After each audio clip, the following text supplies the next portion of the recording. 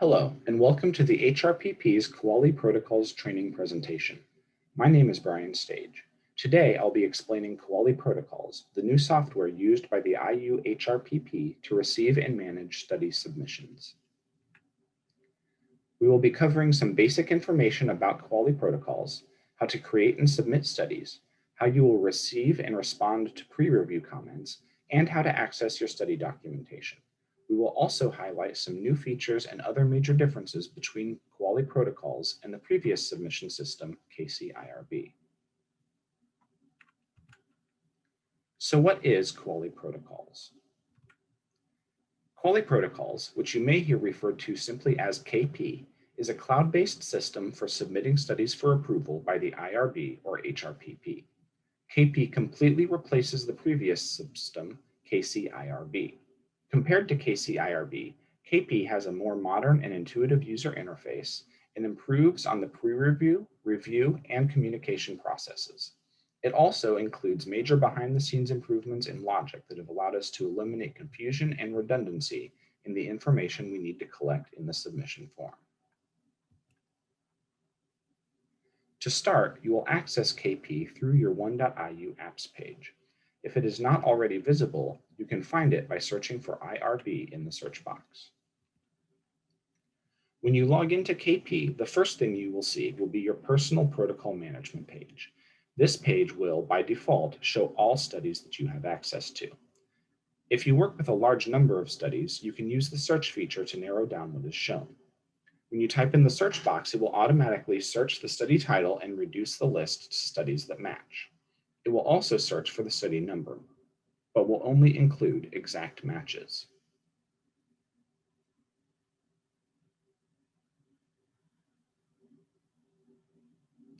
You can also type in the name of the PI to pull up all of that PI's studies.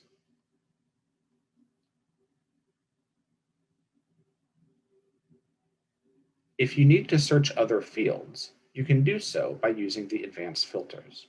For example, if you wanted to list any submission that you have not yet completed and sent to the IRB, you could click Advanced Filter, add Rule to create a new filter, choose Status, Exact Match, and In Progress. This will narrow your page to submissions which have not yet been submitted. You can also save commonly used filters to reuse later.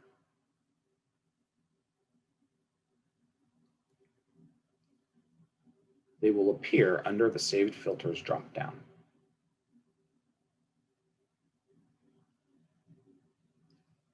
If you like, you can also change the page to show the columns you are most likely to need using the Manage Columns function on the right.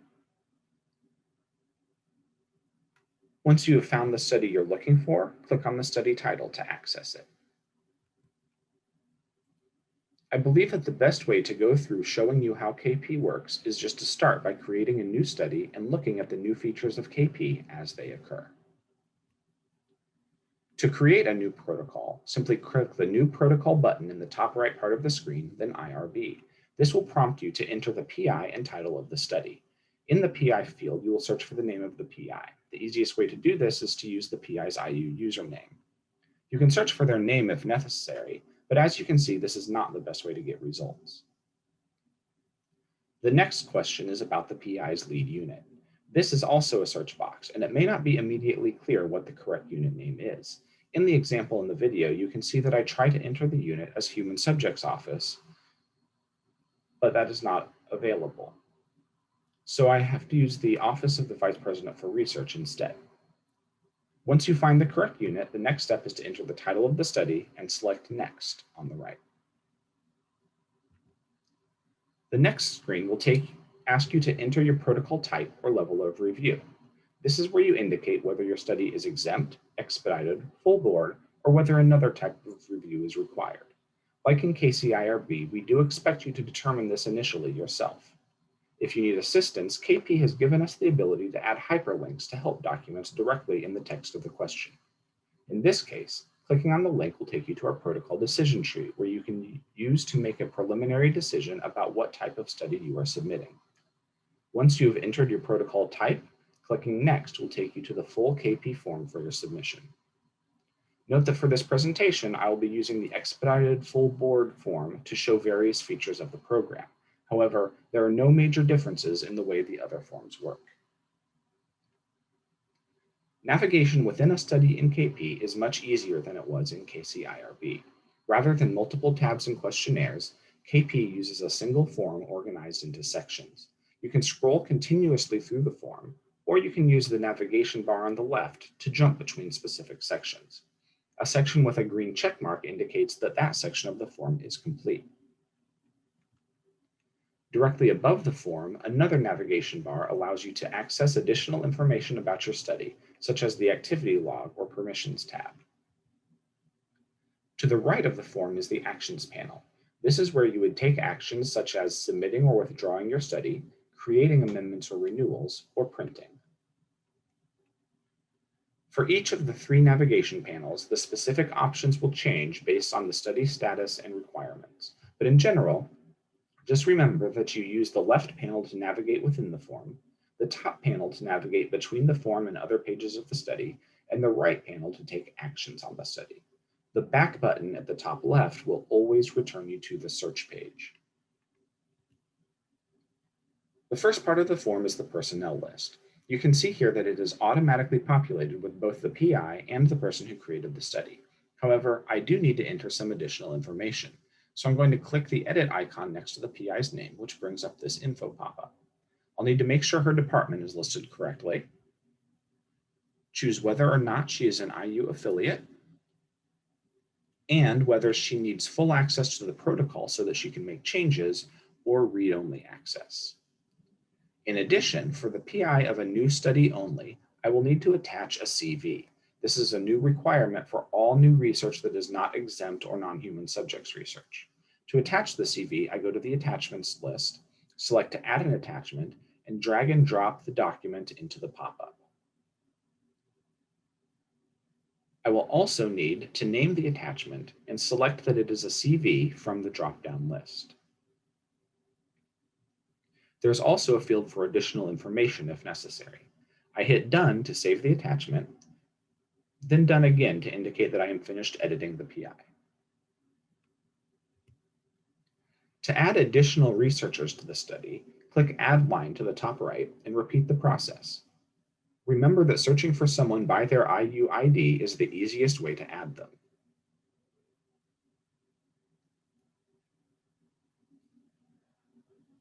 You will also need to assign them a role. Note that we have removed the non-key personnel option. If an individual is not someone who is responsible for making decisions about how the research will be conducted, they should be listed as other research staff. The non-researcher role field should not be used. If someone you are trying to add doesn't appear in the system, don't worry, you can add them later. How city and COI will be communicated in KP has changed. Boxes in the city field will appear as red for expired trainings or gray for current trainings.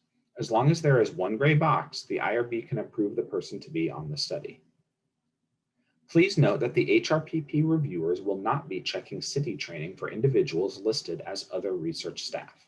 However, any of those individuals who have direct interactions with subjects are required to have completed training. Also, certain types of studies might require GCP training in addition to the basic city training. GCP trainings will not appear on the Personnel tab and will not be checked by HRPP. Ultimately, it is the responsibility of the PI and each researcher to ensure that everyone listed on a study has completed all of the required trainings. KP will also show whether or not a researcher has a COI disclosure on file. A researcher whose status says not disclosed does not have a current COI. Here you can see that the PI has several expired city trainings, but does have current trainings as well. So the IRB considers her city to be complete. However, this PI does not have a current COI disclosure in the system. She will need to complete her COI disclosure before we can approve the study. Study personnel who are not researchers but who will receive communication about the study should be listed on the Permissions tab. This may include the person who created the study. If you are a coordinator or other staff creating a study on which you are not a researcher, you will need to add yourself to the Permissions tab. Click Add User and complete the pop-up, similar to adding personnel. Make sure you give yourself full access to the study so you don't lock yourself out. Once you've added yourself to the Permissions tab, you should delete your name from the personnel list. The Permissions tab can be updated at any time without creating an amendment by anyone with full access to the study.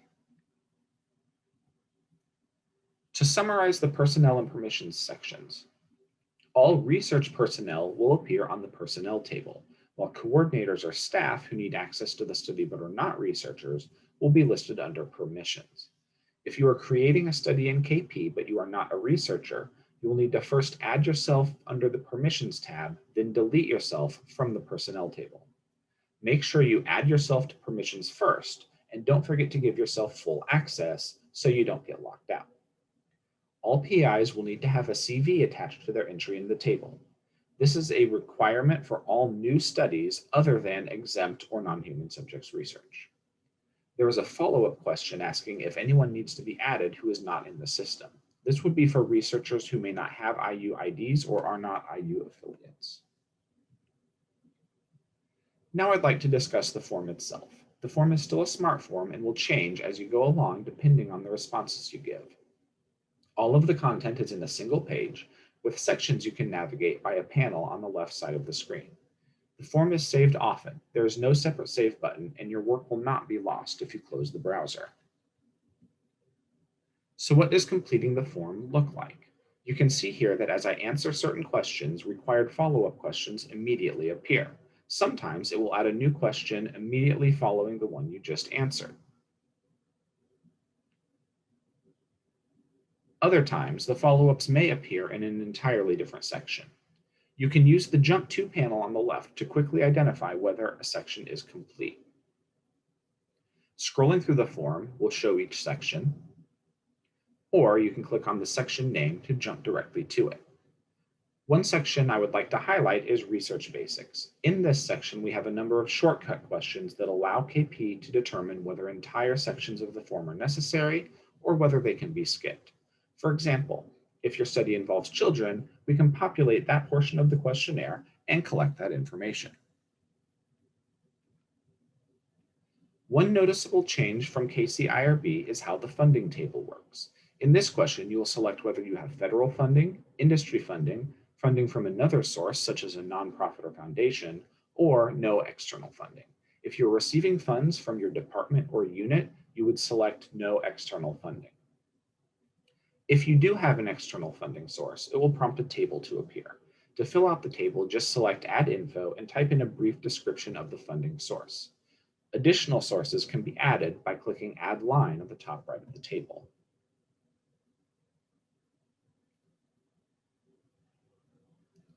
You may also notice the black box that pops up at the bottom at the end of the video.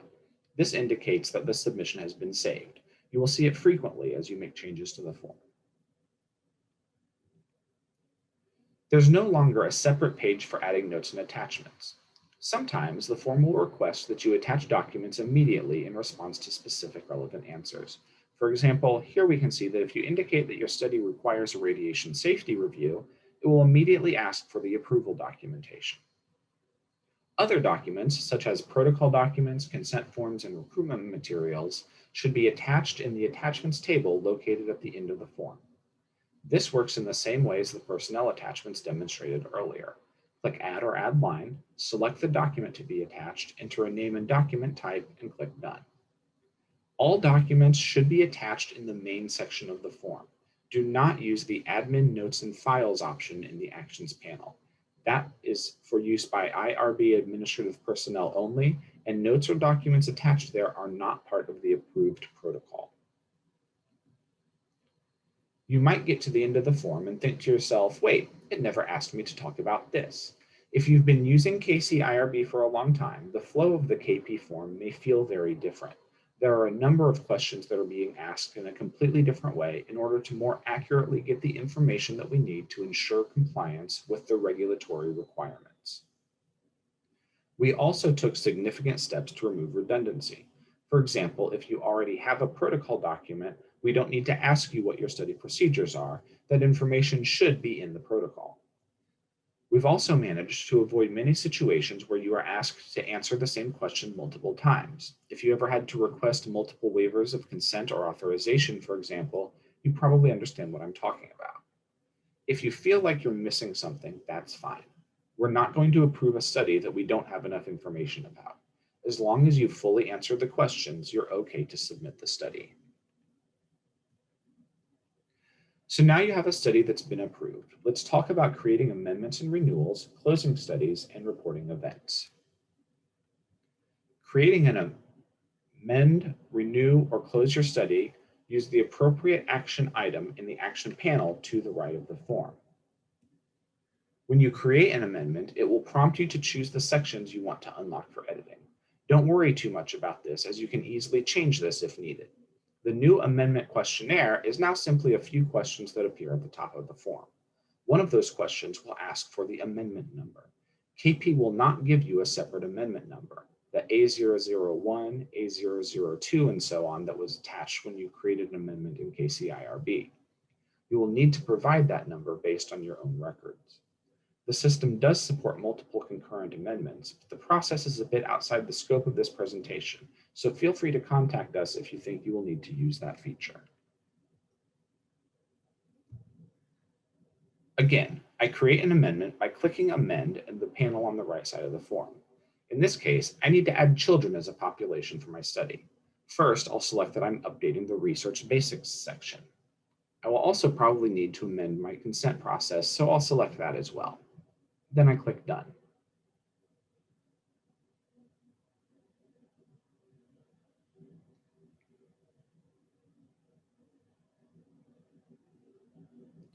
This will take me back to the study with the amendment questions at the top of the form. I just need to answer those questions.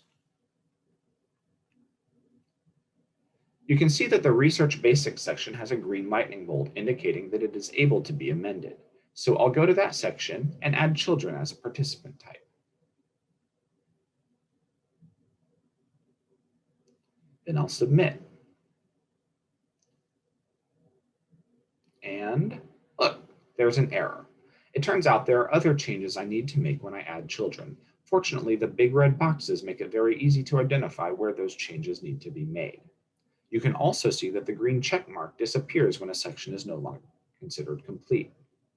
So now I can see here that, oh no, all the consent information I had in there before is gone. I don't remember what it said in there before. Don't panic. This is a great place to talk about another new feature of the system, the activity log.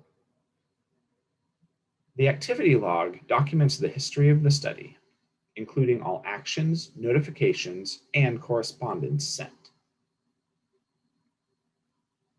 You'll notice some entries have new version numbers. Those indicate when the study was submitted.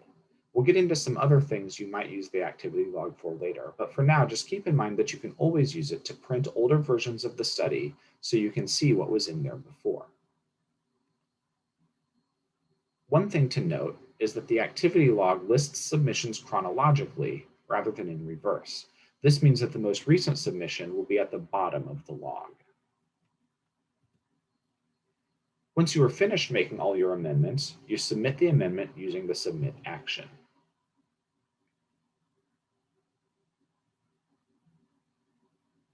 Now that the study has multiple submitted versions, you can see that a new bar opens up at the top of the form. Clicking on this menu will allow you to open up any submitted version of the study.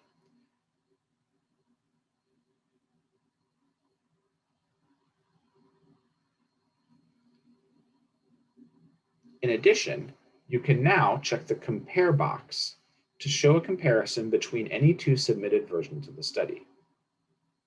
Sections that contain differences will be highlighted with a green box, and changes to answers will be tracked within the question text. You can also check whether documents have been added or replaced. You can renew a study by using either the Renew or the Renew and Amend action on the right.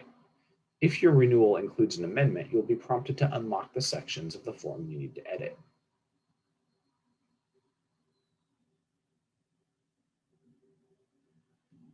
A short renewal questionnaire will appear at the top of the form. Depending on your enrollment status, you may need to answer some follow-up questions regarding enrollment numbers, data safety monitoring, and additional information about the study. There is also a place to attach documents specific to that particular renewal, such as DSMB reports or adverse event logs. If your renewal includes an amendment, the amendment section will appear below the renewal questions. Once the renewal is complete, hit Submit on the right.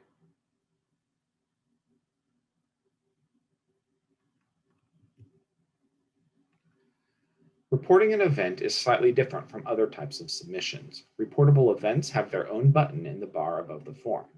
Clicking this will take you to a separate page with a list of all previously reported events. To add a new event, click Report an Event in the top right of the screen. This will take you to a short reportable events form, along with a table to attach relevant documents. You may notice that the other navigation tools have disappeared. However, you can go directly to the activity log or form using the new actions available on the right. When you've completed the form, click Submit for review. To close a study, take the Request to Close action on the action panel. This will prompt a short questionnaire as well as a place to attach any documents that should be submitted.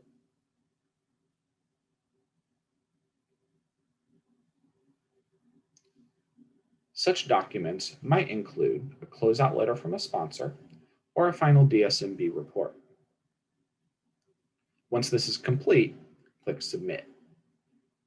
The form will remain locked during a request to close, so any necessary information should be included in the close request questions. Please be aware that once a study has been closed, there is no way to reopen it. This is a technical feature of KP and we do not have a workaround, so make sure you no longer need access to any identifiable data before you submit a request to close a study, and that any reports, such as final IDE or DSMB reports, have been submitted. If you do have to go back to your study after it is closed, your only option will be to recreate the research as a new study in KP.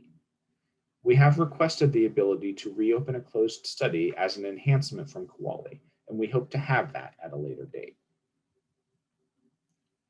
So now that we've submitted our study, let's take a look at the pre-review process in KP. Once you hit Submit, someone in the HRPP will conduct pre-review and may have comments about things that need to be addressed before the submission goes for final IRB review. When that happens, you will receive an email indicating that pre-review has been sent and requires a response. The email contains a link to the protocol and a date by which we expect to receive your response. As an aside, everyone on the protocol, both personnel and permissions sections, will receive the emails. There's currently no way for us to restrict who will receive those emails. We've put a high priority on getting that functionality and should have that in the near future. All comments and responses will take place directly in KP. There will be no printed PDFs or other documents to download other than actual study documents that require revisions. So let's see what this actually looks like. Once you're in the study, there are several ways to identify which questions have comments that need to be addressed. On the left, sections that have items with comments will appear with an orange bubble indicating there is an action item in that section. On the right, you can select Action Item Summary to bring up a list of all outstanding action items. Finally, the comment is also attached directly to the question or item in the form that needs to be revised. In order to read and respond to a comment, you will navigate to the action item in the form.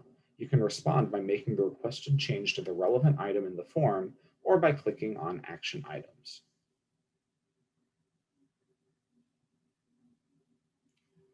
This will pull up a new panel just to the right of the item where you can reply directly to the comment. Type in your response, click Post to confirm your response, and close the window.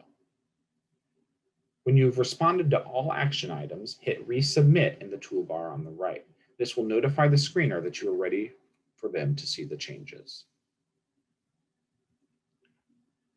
Once a submission has been approved, study documents will be available in the system. The first document you will likely look for will be your approval letter. This can be accessed through the activity log. Click on the most recent correspondence generated hyperlink. The approval letter will be generated as an HTML document, that can be easily printed to PDF from your browser. When a submission is approved, you will receive an email notification with these instructions, as well as a link directly to the study. The Administrative Details section, or admin form, is located at the bottom of the main form and can be accessed by scrolling or by the navigation panel. This form indicates specific determinations that have been made by the IRB or HRPP. Examples include the final level of review, including expedited or exempt categories, approved waivers of consent or authorization, and approvals to enroll populations that are vulnerable to coercion. We are making some changes to the consent and authorization forms that are directly related to the implementation of Kuali protocols. First, we will no longer be creating stamped or watermarked PDF versions of consent forms. There will be one version of each consent form in KP, usually in Word format. Because of this change, it's very important that all consent documents have accurate version dates, so that is something we will be careful about checking during pre-review. Also, for studies that are transferred over from KCIRB, the PDF version will be removed. In addition to removing the stamped PDFs, we are allowing and encouraging combining the consent and authorization into a single integrated form. Templates will be available for both the combined form and for separate standalone forms. I understand that you probably have some questions about these changes to the consent documents, but that topic can and will be the subject of its own session. We will have that information available as soon as possible. So what about all the studies I already have in KCIRB, I hear you asking? Don't worry. Any study that was active in KCIRB as of January 11th, 2021 was automatically migrated into Kuali protocols. That means all full board and expedited studies, reliance requests, and HUDs that have not been closed. It also includes exempt research and research that was determined to not involve human subjects and that was approved after January 1st, 2020. All of these studies were fully migrated, and you will interact with them in KP, not KCIRB, going forward. The information in KCIRB is still available for the foreseeable future, but will be read-only. It should be pretty rare that you would need to access that, but it is available if necessary. If you have an exempt study that was last approved before January 1st, 2020, and you need to amend that study, you will need to recreate it as a new study in KP. This should be rare, since most exempt studies do not require amendment. You can contact us if you are unsure whether an amendment will be necessary. Studies migrated from KCIRB will have a slightly different appearance and will be easily identified because they will have the same IRB number they had previously, the 10-digit number assigned by KCIRB at the time they were created. You will also notice that the form mimics the old KC questionnaires. You can see in the navigation bar on the left that the sections have the old questionnaire tab titles, including the letter identification. The old KCIRB history is located in the form below the attachments table.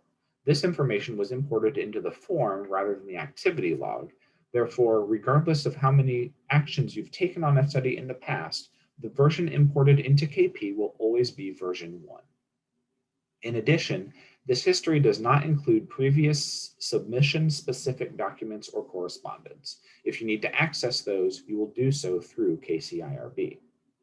Since KCIRB is now read-only, all actions taken on a migrated protocol will be taken in KP, using the same process as you would use for a study originally created in KP.